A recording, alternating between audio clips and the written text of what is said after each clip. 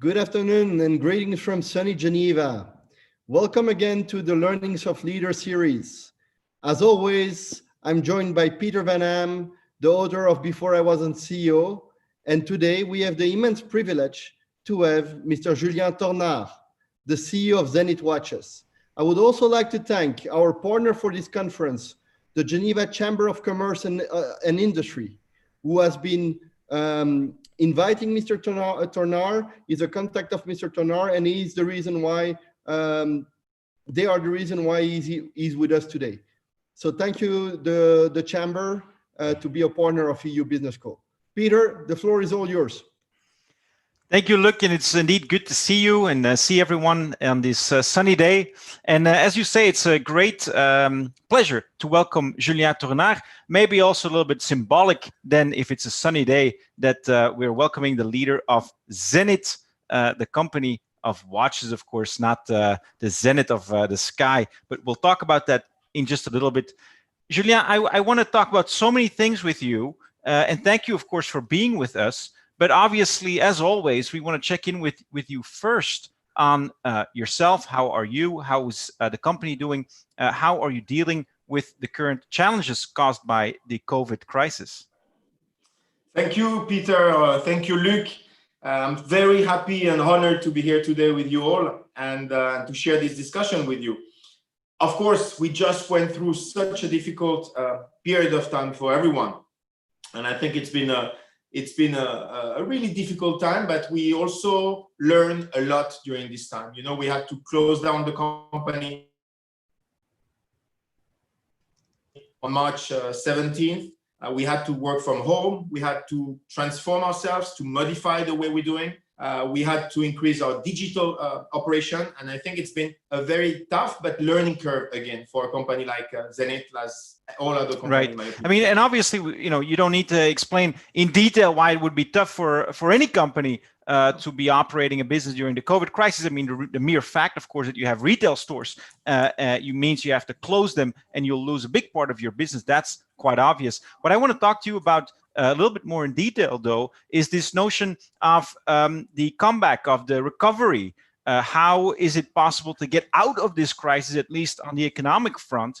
And for you maybe to talk us through a little bit, because I believe you have a lot of clients, don't you, in Asia, in China, of course, maybe one of your biggest markets, the biggest perhaps. And there, of course, from the start of the crisis, they've been ahead of the curve, let's say. They've been ahead of the world. How is your business in China doing? Absolutely. I mean, you're asking a very, very smart question, because it all started in Asia. And I have to say, we all started by writing scenarios about an Asian crisis, as we had some in the past. But very quickly, and already early March, mid-March, we realized it would become a worldwide crisis. And because Asia entered first and certainly made also a very good decision on how to manage this situation, they also started to come out first. And we made the decision to close the company on March 17th. But already end of April, we had a lot of requests coming from Asia, because China was starting step by step to reopen. So we sent a first group of people, very small group, 10 to 12 people, basically to ship a few watches that were about to be shipped when we did the lockdown, to receive watches that were coming back for service, to have answer to requests and different things that we couldn't do from home. So it gave back a sort of a life to the company very early May already, thanks to Asia. And we started to sell in Asia already at that time. So yes, China definitely, and Asia in the run helped us to resume business to a certain extent. Yeah. help us understand China as a country. How big of a market is it for you, and how big it is for an average luxury brand? It's huge. In general, China in the luxury business means between 40, 50, 60. Some brands, they depend on 80% to Chinese clients. In the case of Zenith, we are more into a 40%, roughly, more or less, between local China and travel retail. So it's a very important market. And we consider that it's also the market of the future. I mean, we are growing everywhere locally, but China, from a demographic point of view, but also for the taste for luxury goods that Chinese have, it's definitely the market where we are putting a lot of energy at the moment. Yeah. I mean, essentially what I hear you say is that in terms of luxury goods, in terms of the luxury market, it is China and the rest of the world. Yes and no, but I mean, we could say that because China has been playing such an important role since early 2000, I would say. It's been the growth engine.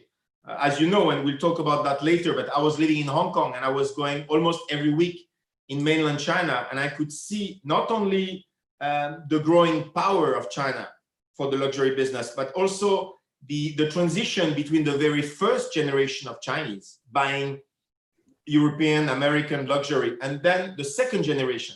And I was lucky to be there at that time. So it's definitely a country where there is a taste for luxury again, and there is a will to acquire luxury. Very strong. Right.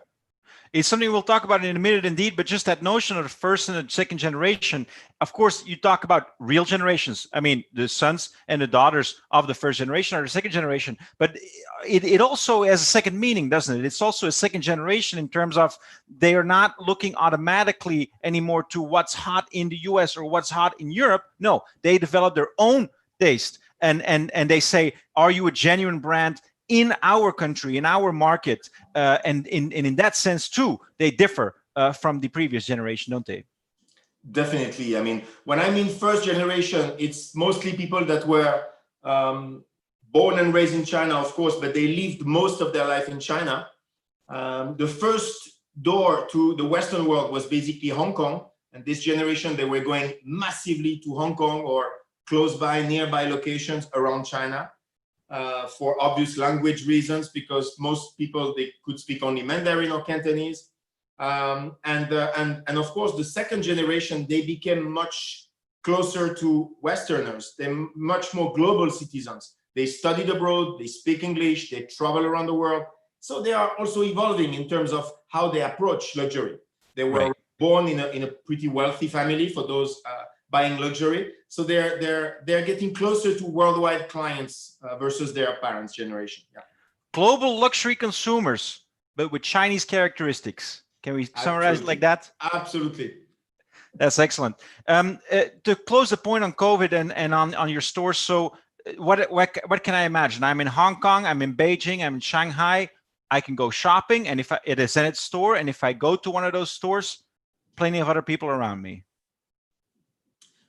Sorry, I missed the last, it was cut. Just to close that, just to get a sense of how it is right now on the ground in a Zenith store in your major Asian markets. They're open, in business, receiving clients. And if I go there, probably I won't even be the only person in the store. No, absolutely. I mean, I'm receiving sales every day on my cell phone, and thank God we have China. Thank God we have Asia, I would say, but mostly China at the moment, because this is where the business happens. And the big question when we had the lockdown was, and you had two schools of thoughts. Are people going to be like, the year is tough, stock market is down, what can we do? Let's stay quiet. We don't feel like buying luxury. And some other people believe that they like it so much that the day they can resume buying, they will jump into the stores. And I think we experienced that with Zenith, but all my colleagues from the different businesses, they are doing very good numbers. I can tell you that this month is going to be my first positive numbers since February, plus numbers versus last year. That's crazy. So you're saying not just have we seen a resurgence in sales, have we seen a recovery from the minus point, but year over year, if I look at June 2020 versus June 2019, you're saying my global sales up.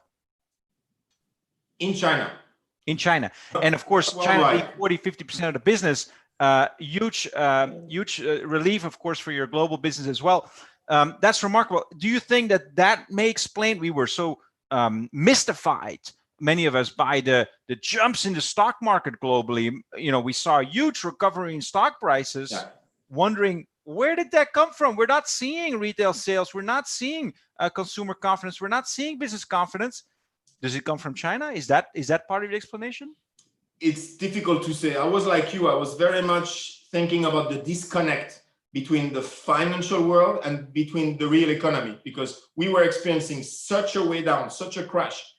I mean, speaking about watches, we had globally Swiss exports went down to minus 82% in April. So it was a big, big crash. And the stock market went down and back up. So I still believe there was a disconnect, and I'm still questioning about the fall, how it's going to happen in the fall, because there will be also a big wake-up call everywhere. But again, thank God, in China, at least we see that people still feel like buying luxury. They still go to the shops, and hopefully we won't face a too bad other wave, of this virus, because in Beijing right now it's been closing down again in some areas. So we are concerned about that. But if you go to Shanghai, if you go to Hong Kong, Singapore just reopened. I mean, many places in Asia are very active. So that's news. For now, that's very good news. And let's hope, of course, that that's met also by similarly good news from the public health perspective, of course, on which we all depend to get out of this pandemic. Julien, we're both in Geneva. You and I are, and Luc is too. So it's quite nice. Some of our viewers, of course, are too. Now it's 2020. We go back in time. You're actually Genevan, aren't you? You are from Geneva. I am. Yeah. I was born and raised in Geneva a few years ago, and of course, fourth generation of people in Geneva. Very much earlier, originally from Italy, but born and raised in Geneva. Absolutely. Yeah. And so you're really, let's say, a natural, because we always wonder, people that are selling Swiss watches, that are making Swiss watches, where do they get their passion for that mechanical watch from? I suppose in your case, quite straightforward. You can't set a foot outside the door, or you run into a Swiss watch front or shop. So obviously that's something that probably from a very early age was something that you get acquainted with. Yes, but I will be honest with you and with people listening to us, because many people in the watch industry, they will tell you, my grandfather gave me a watch when I was 6.5, and I was like, okay, I'm going to work into watches. I'm not going to give you that story because it's not true. And if I want to be honest, I mean, obviously I was born and raised in Geneva. So when you walk in the streets, you see watch stores, you hear watch brands, names and stuff. So you are into the watch culture, clearly. But it came much later, and I would say a bit by coincidence as well, that I ended up into the watch industry. And by starting working in this industry at the age of 25, I basically got the virus. It's not the right word today, but I got the addiction to watches and the love and the passion for watches. But it came on the job, I have to admit. Yeah, because I think that when you were a kid, rather your passion was somewhere else in Geneva, not on the streets of Geneva, but rather in the water of the Lake of Geneva, wasn't it? You were quite an adept, I think, of one particular water sport. Yeah, exactly. I think I practiced a lot of water ski for many, many years. And I was the kind of boy to arrive at school with wet hair, waking up very early in the morning, and practicing my sport early in the morning, which helped me a lot in life, I would say, whether it's for the discipline or for the will to succeed, to do things, to achieve things. This sport experience taught me a lot. Yeah. Right. But so you obviously, as a 10-year-old, you don't think about whether that will give you discipline later on in life. It's just about, I like this sport. You discovered a sport and it was just something you really liked. Absolutely. No. If you ask my teachers, I had close to no discipline at this age. Well, I mean, one of the things that I found interesting as we talked was that you mentioned, water ski. And when I think water ski, I think, okay, that's like literally the jet set. This is like a very high-end sport, very privileged. But you shared one story of, I think, in the 80s, that actually the mecca of water ski was what was then the Soviet Union, Russia. And you went there. For sure, and it played an important role for me. As you say, water ski was seen and perceived as a very luxury and exclusive sport. but I was lucky to meet someone actually in Versoix who wanted to make water ski very accessible. So to make it accessible, he asked us to do the job, meaning to organize the training camps, to buy the gas, to buy the food, to do the food ourselves, and to really teach the kids and practice for ourselves independently. So we managed to have a very low price week for kids, and we managed to practice in the center of France, in Limousin, in a small lake, which made the whole week also very, very affordable. And this is in Limousin, in the middle of nowhere, that I met a Russian coach that was practicing there in a club, and that's how started, I would say, a very nice relationship between the Versoix water ski club and the Rybinsk, north of Moscow, water ski club, and we ended up going to Russia to practice water ski. Right, and we're not talking about the Russia of opulence, No. of riches of the early 2000s. No, we're talking about the Soviet Union about to collapse, 1987. Absolutely. I was I was 16 years old when I went there the first time. We took a train for 48 hours. We got there and we were staying within a train for 48 hours, you say? I heard that right. Yeah, it was a long trip. It was a pretty long trip. And very, very hot, I remember, because it was overheated. The trains were overheated.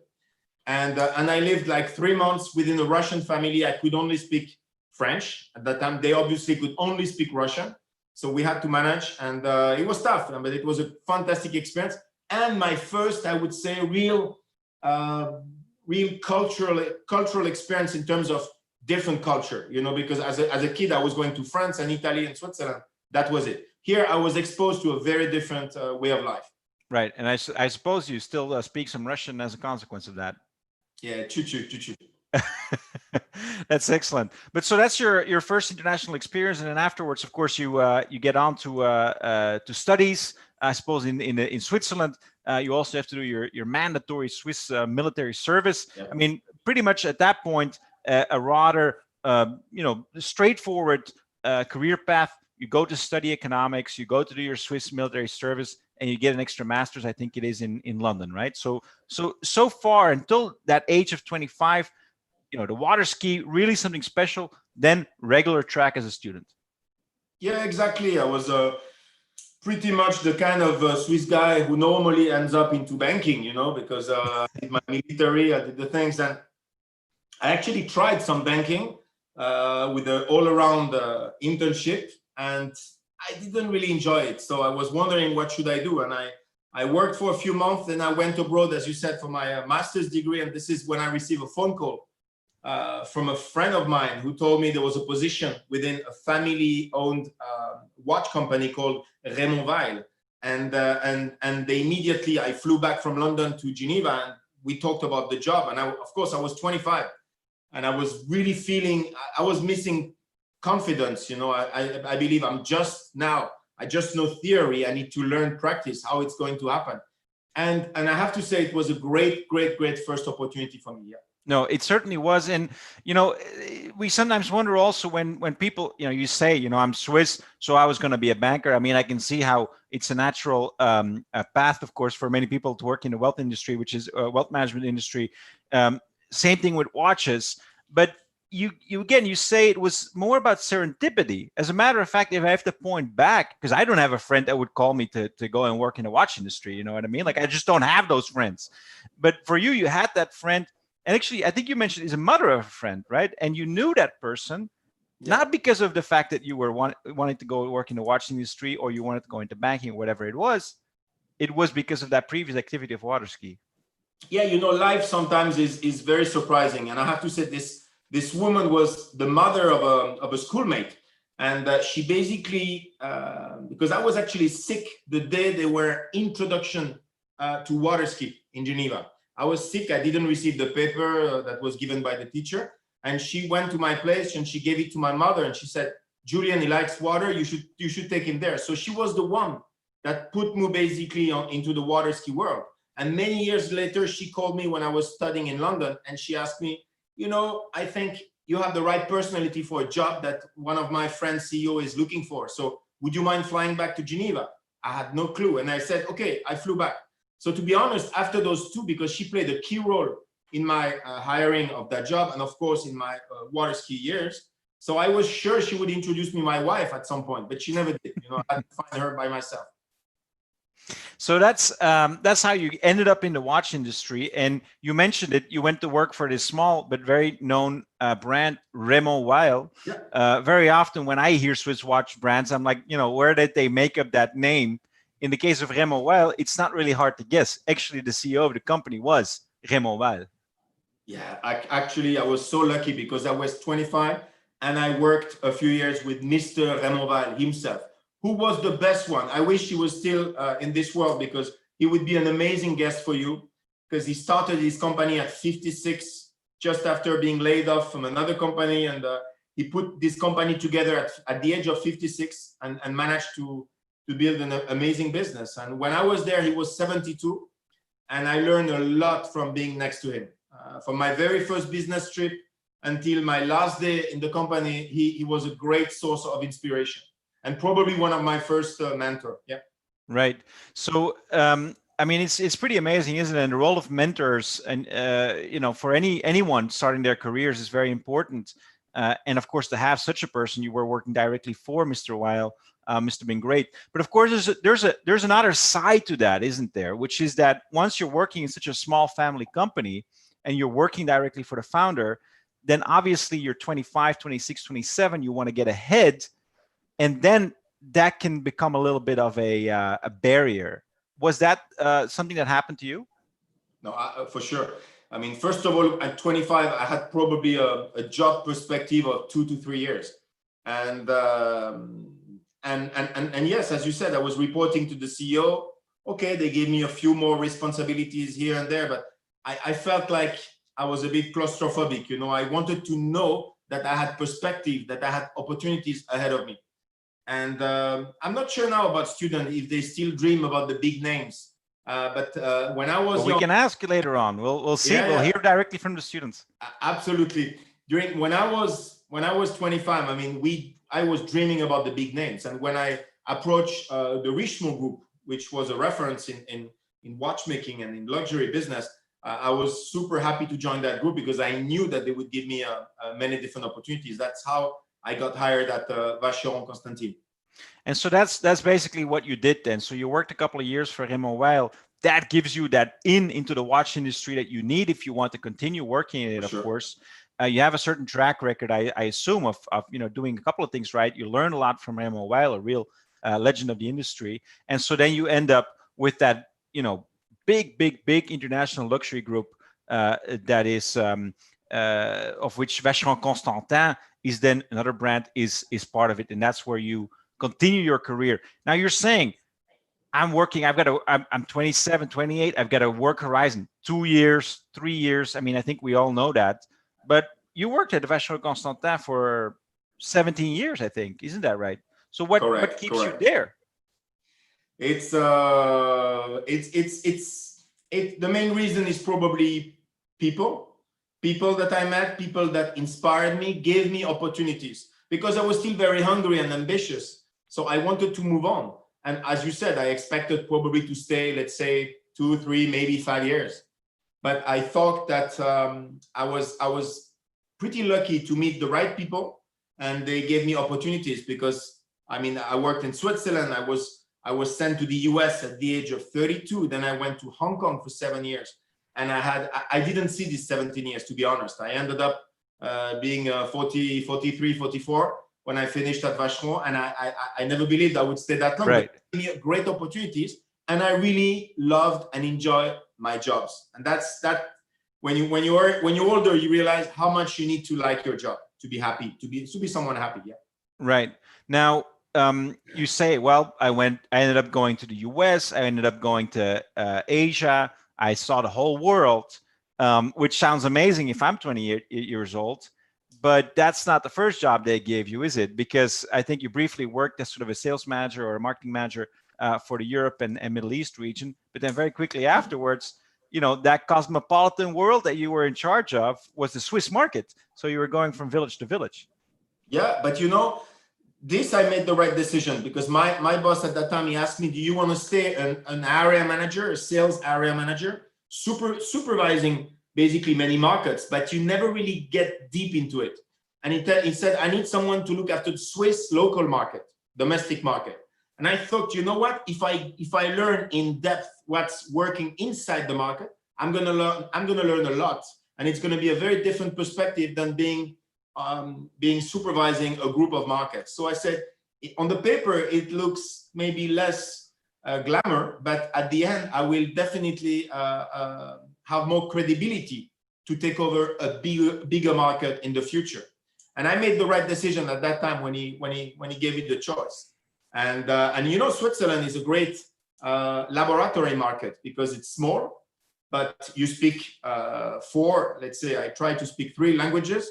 You meet people from very different parts of the world, because Switzerland is about tourists, and 80% of the watches are sold to tourists in Switzerland. So it was a very good laboratory to learn and to develop my skills on one single market. And that's definitely the reason why I got the next jobs as well. Right. And of course, you don't know that in advance, but perhaps maybe that's a little bit wiser, a little bit older, does give you that argument and say, you know what, I know it doesn't sound like a glamorous job to be looking after the Swiss market when we have the whole world that we look after, but it's going to give you that credibility. And indeed it did, because, you know, you manage the Swiss market, you do it well, which I assume is a difficult market, because, hey, you know, if you're telling me in Switzerland, you buy a Swiss watch, I'm like, well, you know, you and 10,000 other people have told me the same thing of different brands. So if you succeed in Switzerland, I suppose it's a little bit like succeeding in New York. You know, if you can make it there, you can make it anywhere. And that's a good comparison, because the next opportunity you got is no less than the American market. Yes, and this was a great surprise, and also a very important stage in my career, because my boss came to me and said, we have a problem in the US. The brand is doing terrible, and we need to do something. We need to fix that. Are you ready to go? I say, yeah. I barely got engaged, so I said, let me ask my future wife. But overnight, she said, of course, let's go to New York. So we moved to New York, and there I faced a totally, even though it was the same brand, I faced a totally different situation. In a few words, in Switzerland, Vacheron Constantin is such an important brand that good days, bad days, people are going to be nice with you. They're going to keep you in their store. They're going to try to push your brand. They're going to promote, and you can work. You have the respect of the people. In the US, and this is something that I loved about the American market, it's very pragmatic. So when they saw me arriving, they say, who is this little Swiss guy, 32 years old? We don't know him, no credibility. How come he's going to help us? And they basically told me, you know, profit per square foot is very bad. I'm going to kick your brand out of my store. And so suddenly I had a big wake-up call. You know, I thought I was doing a good job in Switzerland. Now I'm going to be challenged. Right. And so you do that. Now, this is a big step, because you describe it as if it's like, oh, you know, we decided to go to New York overnight. We go to the US, but obviously you change your whole life. You get into a whole new culture, big country, very different attitudes to things. So how do you go about it? I mean, like, what are the things? I mean, how do you do that? How do you make a plan to say, I'm going to double the brand in 2 years, or I'm going to, you know, quadruple the brand in 5 years? What are the key success elements then of getting to that place where you succeed? So, you know, first of all, about the move and the fact that I know the younger generation and probably the students, they're already willing and open to the world and willing to move abroad. But when I did it, I had a lot of people around me saying, oh, you're so lucky, you're doing it. But you have to seize the opportunity. When someone asks you for such a great opportunity, you have to leave your family, you have to leave your friend behind you, and you have to move there. Because at some point, this is going to make the difference in the future. And many people, the day they get the offer, you go there. They say, oh, you know what? I like my city. I like my house. You get cold feet. Exactly. So, but one advice I may give is go for it, because it's going to be such a learning. When I got there, to come back to your question, I'm facing people that are, again, very skeptical, not really welcoming. I mean, they're nice, but they don't want to do business with me. So I'm giving myself 6 months, and I'm asking, first of all, I have no retail. So I'm going, there are 65 partners. I'm going to the top 6 that are, for me, the opinion leaders in the opinion, that are the best retailers. and I'm meeting them individually. And I'm very frankly telling them, I understand you don't trust me. I understand you don't believe my speech, but give me 6 months to do a business plan, to work with you and to show you that you can make money with my brand. Trust me, I know the brand well. I worked in Switzerland. It's a great brand. I just need to help you on a few different things.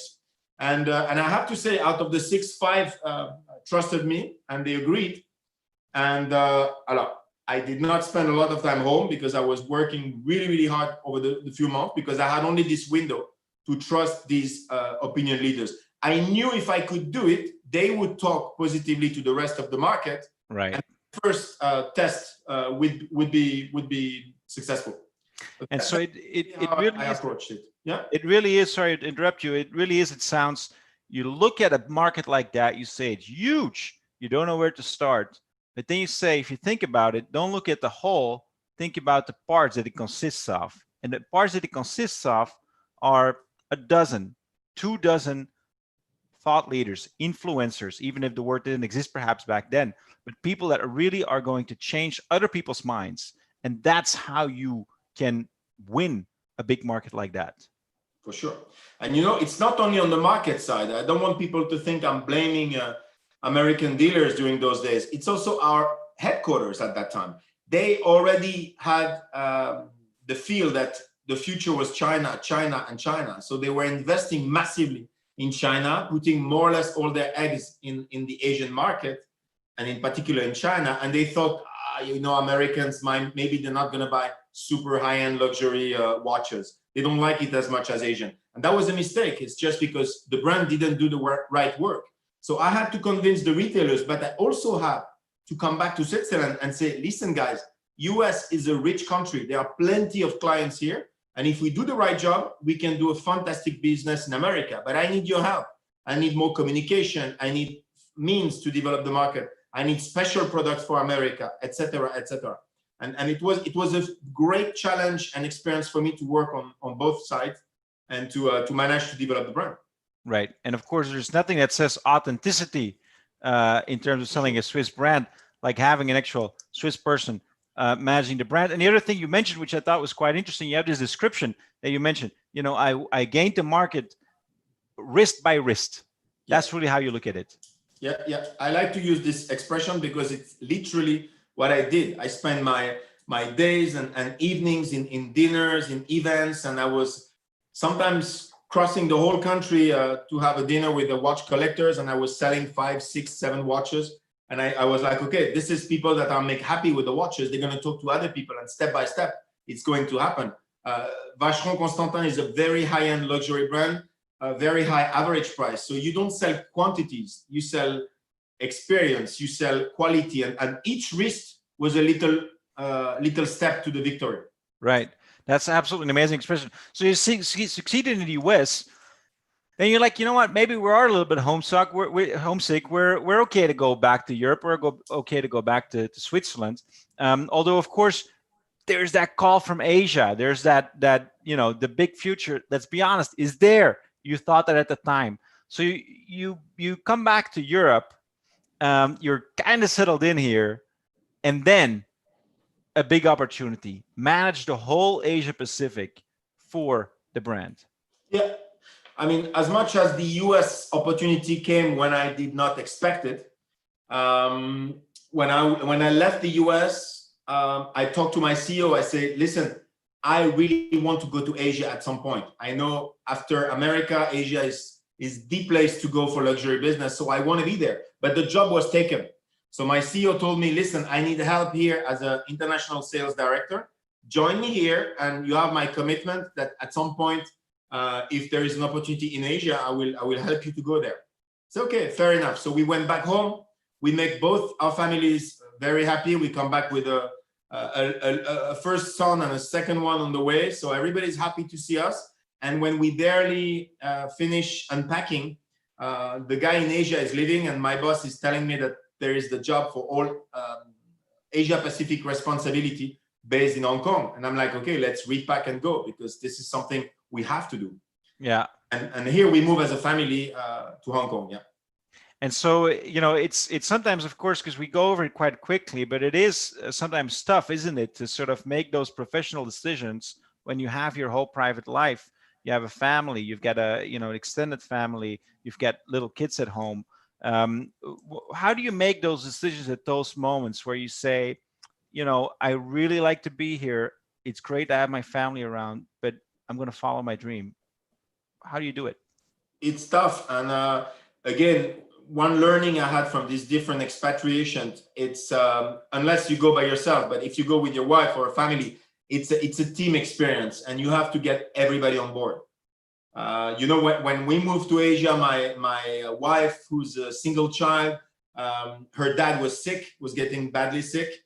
So she had to make a very tough call. And we made it together. I mean, we said, okay, let's go. And we found a solution for her to go back on a regular basis and see her father. But it was a tough life decision, I would say, beyond the professional career.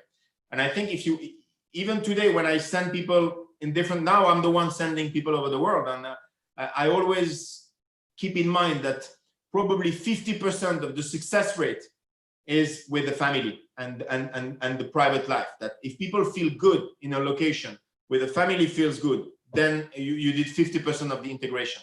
You should not miss that and forget that, because it's very important for expatriates to be in the right conditions to perform their jobs. Yeah. So a good reason to go is if you feel like, I think my whole family is behind this. Maybe on the other hand, if the family says, you know what, we're happy where we are, we don't want to move, maybe you don't have to push the envelope. Is that the other side of the medal? Would you agree? Absolutely. I would not. And I always make sure that it's again, the family is behind, because at the end it's people's decision, but I would recommend not to go, because it's not an easy experience at some point. And both when we went to the US, when we went to Asia, we didn't know a single person. So you start from nothing again. Yeah. It's like the confinement, you are alone with your wife and you don't know anyone else. So you have to learn how to live this new experience each time. And if you're not strong in your family, it can create instability. Right. Now you end up going to Asia, and I want to make sure we get to the questions of the students. There's a lot of people on the Q&A as well. Just to finish up that story, of course, you go to Hong Kong, fantastic city, especially at that time. But of course, you get there, and there's a lot of internal dynamics in China too, particularly for the luxury market. At some point, luxury gifts, watches is very en vogue among a certain class. Then it gets cracked down on. So what happens to your Chinese dream, so to speak? Yes, it did. And with the brand I was working for, it was a totally different experience from the US. In the US, the brand was doing poorly and I had to fix it. In Asia, the brand was already strong and I had to bring it to the next level. And my predecessor, he gave me a couple of tips, but he gave me one. He told me, Julien, America is very difficult for luxury watches, but Asia, it's super easy. It always go up, no problem. You will see Hong Kong is on fire, China is developing. It's gonna be fantastic. So he was telling me the truth for 3 years. But obviously, as you just said, in 2014, when the new government was elected in China, when anti-corruption measures took place, when the umbrella revolution started to happen in Hong Kong, the whole business model was kind of challenged, and we had to adapt and think how we go over it and how we continue to build the business in a different way. And how do you do it? Because if the 50% of the market is gifts, relationship gifts, and then they say no more relationship gifts, how do you recover from that? But you get a hit. All the brands got a big hit during this period for sure, and then you have to rebuild by going to look for more clients, more end clients, direct end clients. And the gifting was step by step disappearing. So you have to find a way to compensate. And it's developing boutiques, it's developing brand awareness, it's developing affinities with the clients. And basically you work harder. And it took probably 18 months to 24 months to reach back to the levels we had before the crisis. Yeah. It was a tough, but on the other hand, we were happy that it was happening in a country like China with such a big demography and such a hunger for luxury goods, because we could recover. I mean, by doing a good job, opening up boutiques in new cities, developing the business in the whole country, we could catch up pretty quickly. Yeah. And then, of course, you do a pretty good job. You say that you've been with this company now for more than 15 years. Why not stay? Maybe one day you'll reach the top of the company. So much more opportunities to explore. But then a fateful day, a fateful call, and you get a call from one of our previous guests, Jean-Claude Biver. Absolutely. How did that go? Only, of course. Yes, you know him. He can be quite convincing. And I was already questioning about my next step. And when he called me, and he first of all, he asked me different questions about what I did, because we had met previously a couple of times. And he knew very well what I did for the Vacheron Constantin brand in the US. And this is more or less what he had in mind for Zenith, to put the whole brand back on track. So we had a 45 minutes conversation, which is quite long for Jean-Claude Biver. Seated during 45 minutes, and then he asked me, Julien, I want to meet with you again. When can you come to Switzerland to meet with me? I said tomorrow. I said, what, tomorrow? It was a Thursday, and he said, okay, tomorrow I cannot, but Monday. So I literally flew during the weekend, and I got to meet him on Monday, where we went in details into the project. Yeah. And then you decide, difficult decision, because, good opportunity here, good opportunity there. You said, I decide I am going to work for Zenith, and I'm going to be take that opportunity. Why? I would say there are quite a few reasons, but definitely, becoming a CEO of the brand was the next step I was looking for, because I had been sales director, I had been in the key markets. So I really felt like having the full 360 view on the brand's development. A second reason was the brand itself, because I always kept an eye on Zenith, and I knew it was such a beautiful brand that had been underestimated, and there was a real leverage. Because when you pick up a job, if you come after a manager, a CEO, or a team that squeezed all the lemons, there is not much juice to get, and you can be there, right. As CEO, okay, you sit in the chair, but you're not going to bring much to this brand. And I knew with Zenith, the leverage was still very big. And then last but not least, of course, and very key reason was to work next to Jean-Claude Biver, who for me is not only a legend, he's not only one of the top 3 people we had in the watch industry for the last 30 years, but he's also one of the most energizing person I've ever met. And you had him with you, so you know him. He's someone that, if you're down, if you don't know where to go, if you have doubts, and doubts are so important for people in life, he's the one that will show you the way. He's the one that will help you to go. So for me, with all these 3 elements, it was a go, for sure. Absolutely. And that's where you are today. We'll talk a little bit more about where you are and where Zenith is today. But now I'd like to turn to a couple of students who've been waiting to ask their questions. And I want to go first to Philip. Philip, who's actually in Villeneuve in Switzerland. So not too far from us either. He's doing his BBA at EU in Montreux. Philip, why don't you go ahead and ask us your question? Hi, Philip. Hello, Mr. Tornare. I wanted to ask you a quick question. You talked about your career. You moved a lot, America, China. What is the biggest challenge you had to overcome in your career that make you work your way up?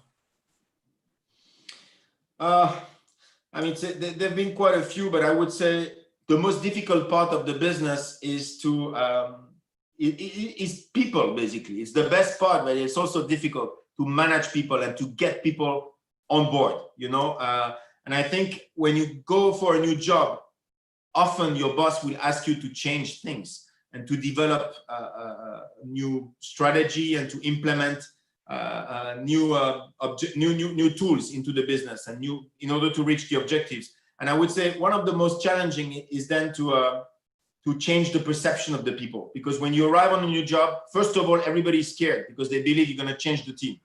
And I never did. On every single jobs that I took over, maybe it's wrong. Maybe in management schools today, we are taught to bring your own team with you. But I made the decision, first of all, to describe where I wanted to go with the brand, what I want to do with the brand, and then to convince the people to get on board with me. And it's been each time a challenge, because you arrive, nobody knows you, they don't trust you, a bit like the retailers before. And you have to do it internally with your staff, and you have to do it externally with the partners. And for me, it's always been the most challenging part. Once you get people jumping on the same boat as you are standing, things are starting to build. And this is the beginning of it. But for me, this is always the first phase that's the most challenging.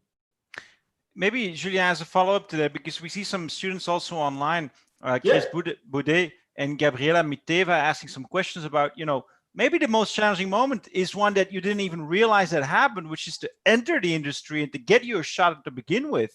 And in your case, of course, you were lucky enough that you had that connection, and it came sort of as a serendipitous call.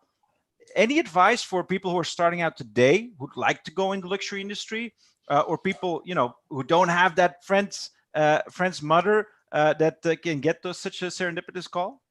It's totally true. And I think I've been someone fighting for a long time about the industry, the watch industry specifically, to be a bit closed on itself. When I hired people, sometimes my boss was telling me, does she or he have any experience in the watch business? I said, no, but he or she is a specialist in retail or in CRM so this is okay. Watches you can learn on the job. And I think we need to be much more open. So if I had something to say, I would say we hire people, first of all. I personally hire personalities. I ask people to have an entrepreneurship spirit. And it seems a bit like, yeah, everybody's asking this, but it's really true. I ask people to bring new ideas. Last year, but of course this year the same, I did to my executive committee that they had to bring 5 innovative ideas, initiative, new things. So I like when I meet or interview, of course you need to be motivated, you need to have the right personality, but you need to bring with new ideas. You need to refresh me, because I'm already surrounded by people from the watch industry. So this is an advice I would give for sure. We've got a lot of those people on the call as well, and one person that I'd like to bring up next, and I think it's very appropriate to do it now, is Natalie Nicole, who's I think somewhere in Southern California. It must be early in the morning. Natalie, you had a question I think that's quite related to that, isn't it? Yes, definitely, and thank you so much for your time today, Mr. Tornare. Hi, Natalie. Hi. So my question is related to people. Yeah. And given the social climate right now with racial injustice, racial tensions in the US and globally, what would be your advice in terms of improving the luxury industry with diversity and inclusion practices? It's a great question, of course, because of the actual situation, but also because we are working in a global world. I mean, we are, and again, Swiss watch industry tend to be very much about not so many Swiss actually, but many French people, some Swiss, some Europeans, and step by step we opened up more and more to the world. And today, I mean, for me, it's you enrich your organization. The more you have people from different background, different ethnicity, different country of origins, whatever you want, the more you enrich your organization. We want to sell our product to the whole world. How come only Swiss French people can understand the world? There is no way. So we are, and I'm happy to be part of the LVMH group, which is very clear on all the aspect of non-discrimination. I mean, gender and everything. We are very, very. It's a very, very actual topic that we share a lot between CEOs, and it's been for me. It's very natural with my own background, my own personality.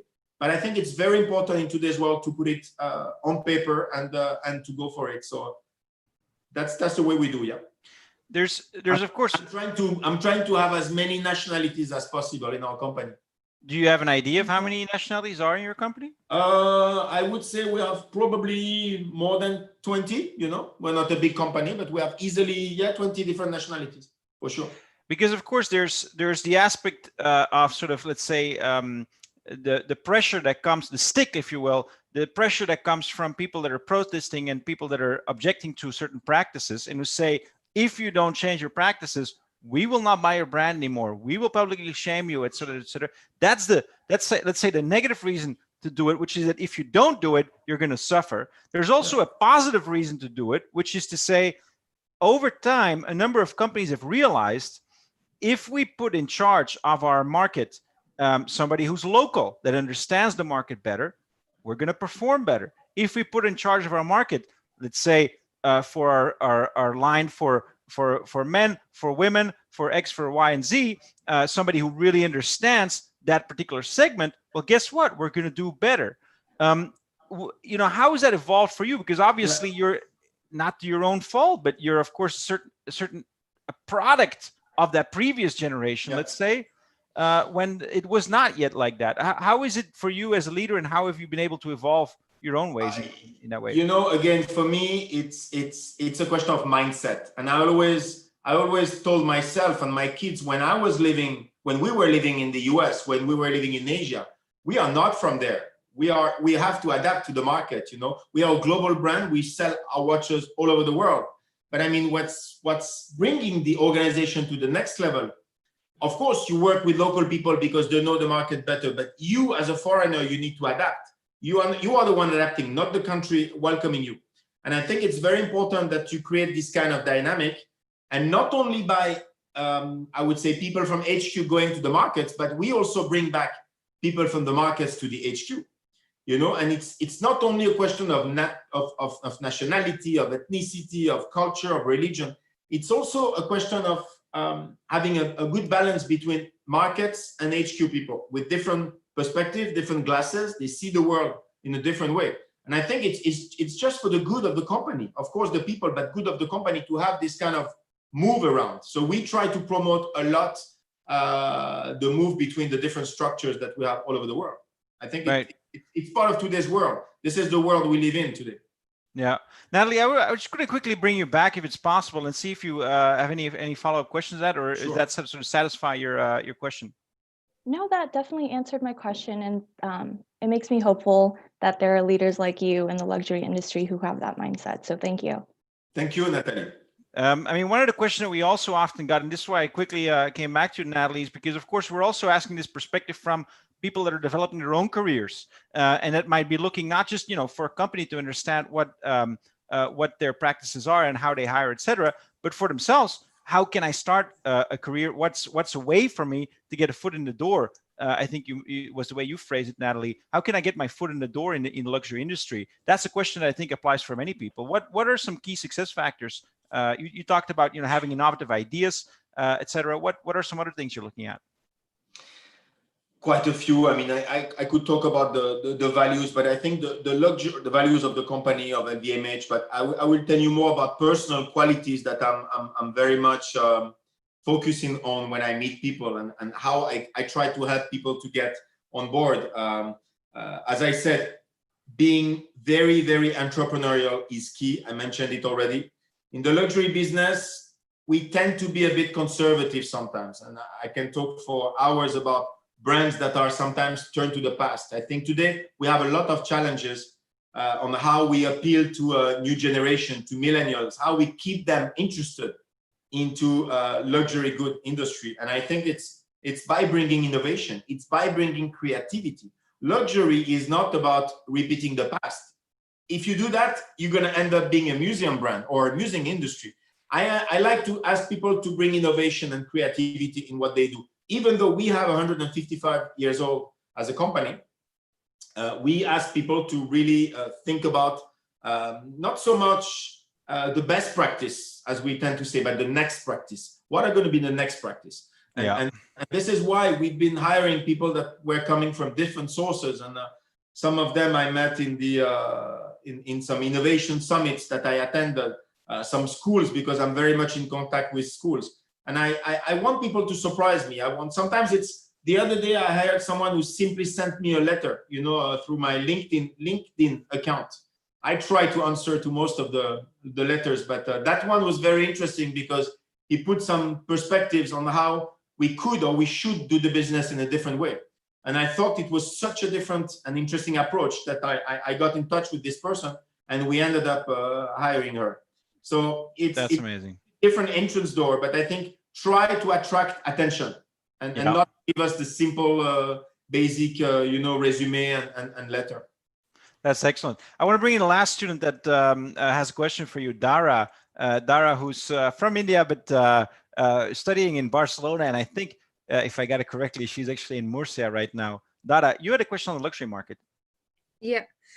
Hi, It's Dara. a pleasure to meet you. And I'm doing my MBA in design management. So I wanted to ask you, like, luxury market is really competitive these days. So could you tell me the strengths of the Zenith group, or the element which makes the group different and, you know, allows the company to stay ahead of the rest of the other companies?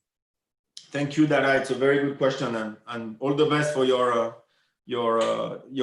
masters.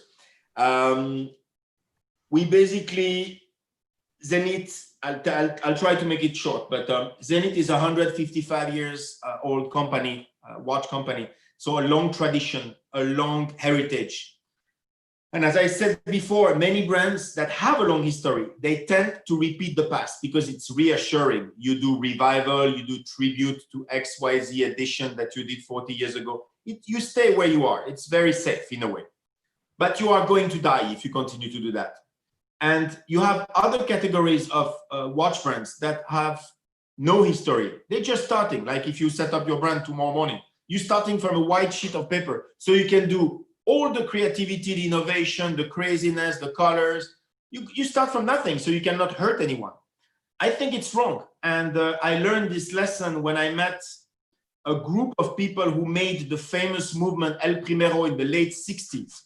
And I met them last year during the celebration of the El Primero, the 50th anniversary of the El Primero. And when you meet people from 80 years old, you think they're going to be conservative. You think they're going to complain about today's world, and they're going to tell you that yesterday was better than today and certainly better than tomorrow. And they told me exactly the opposite. They told me, Julien, you have to connect the past to the future. You have to continue to create. Don't repeat what we did in the 60s. Continue to be innovative, dynamic, and make 21st century watches, because the past is not against the future. The past, the tradition, I would say, is not against innovation. The tradition that they did was innovation. And if I make new watches today, they might be innovation today, but they will become tradition. So it's all connected, and you should be fine by continuing to build the brand in the long term. And I think Zenith has a very clear objective to basically be very comfortable within its past and its future. But one thing that's super important, we have to stay super authentic. And I'll tell you quickly, if I have a few more seconds, Switzerland sometimes is not the most transparent country. You know, we used to have the secret in banking, but watchmakers can be also very secretive. And they don't want to open up the doors of the manufacturer. They don't want to show you what movement they put inside, you know. And Zenith, we said from day one, if we want to catch the new clientele, where you guys have such great access to information compared to previous generation, we need to show what we're doing. So we were the first to open the doors to the public of our manufacturer. And we guarantee that 100% of our watches, they have a Zenith movement, because we believe that people, they want to buy a real product. You know, they pay some money. They understand why they pay the money, but they need to buy something with content, with substance. And for me, this is the future of luxury. Luxury is not bling bling with no substance. It can happen on some trends, on some times. Today with the crisis, we all believe that luxury will go back to real substance, real content. And this is exactly what you get when you buy a Zenith. Yeah, that's absolutely excellent. It was not too long. No, that's great. And it incites some other questions. Previously already, Jalal, for example, was asking, you know, like, you're such a luxury brand. You even used to make, apparently, movements for brands like Rolex. Is there room for such innovations or such collaborations in the current market, or is that something you say, no, you buy a Zenith, you buy a Zenith, you buy something else, you buy something else? Alors, we are very well known as a movement, as a great movement called the El Primero, and this is why for the first generation of Daytonas, they've been equipped with a Zenith movement, and they're actually the ones selling at the highest price if you go to auctions. So if you see one, you can buy one. It's a good investment. But no, it's today we are a brand. We are a watch brand. And of course, we are asked on a regular basis to buy some of our movement. For now, I haven't said yes. I'm not saying it's a no forever, but now I need to refocus on the brand and to develop the brand. Because, you know, Zenith has a specificity. In the past, we had been more known for the movement. than for the watch itself, than for the brand itself. And But now, El Primero is the most well-known. It's like if you think about the engine of a car, but you don't know the brand or you don't know the car model. So we need first to reinforce the brand, explain to people what they get when they acquire Zenith. And of course, we have a big manufacturing capacity. So in the future, why not? Why not? I have to say, one of the advantages or disadvantages of talking to somebody in the Swiss watch industry, they know exactly what time it is. And of course, that's for sure, we're not anymore at the primero minute, we're at the ultimo minute. I want to thank you, Julien, for such an interesting conversation. We could have gone on forever, but we've learned a lot from you. Thank you, Julien. And I hope, of course, next time we can meet in person. And for now, I want to turn over back to Luc. Thank you very much, Peter. And thank you to everyone. Also, good luck for your studies. Enjoy your time as a student. It's a great time. I miss it sometimes. So it's refreshing for me also to see and to talk to some of you. So enjoy, and maybe we meet one day or another for sure. Thank you. Thank you. Well, thank you very much, Mr. Tornare. It has been a great 1 hour spent. Thank you for sharing your experience, for sharing your optimism with our students as well. Lots of learnings again. So let's make it on campus next time so that we can have these face-to-face meetings. That's it for today's Learning from Leaders. Next meeting next week already with the CEO of Global Operations from Four Seasons Hotels and Resorts, Mr. Christian Claire. Stay safe, everybody, and see you next week. Thank you very much.